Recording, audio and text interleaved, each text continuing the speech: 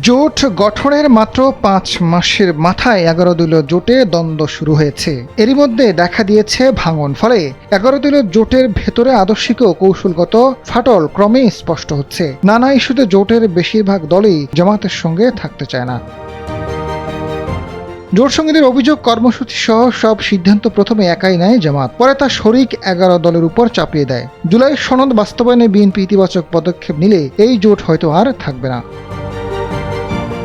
এদিকে ১১ দলীয় জোট থেকে বেরিয়ে গেছে বাংলাদেশ খেলাফত আন্দোলন। ফলে ১১ দলীয় ঐক্যে এখন দলের সংখ্যা ১০।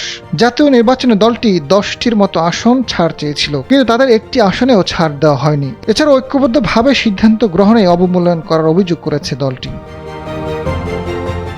দলটির নায়েবে আমির মাওলানা মুজিবুর রহমান হামিদি জানান, তারা ১১ দলীয় ঐক্যে আর নেই। জাতীয় নির্বাচনে তাদের সঙ্গে সমঝোতা না হওয়ায় এককভাবে নির্বাচন করেছে, তাই তারা আর জামাতের সঙ্গে নেই।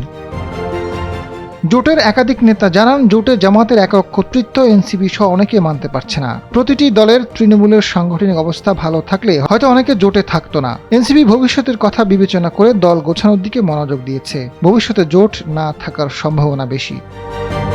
এদিকে রাষ্ট্র সংস্কারে গঠিত সরকারের সংবিধান সংশোধন বিশেষ কমিটিতে থাকতে চায় জামাত, এতে এনসিপির আপত্তি রয়েছে। অন্যদিকে স্থানীয় সরকার নির্বাচনে এনসিপি জোট রাখার পক্ষে, কিন্তু জামাতের আগ্রহ এখানে কম।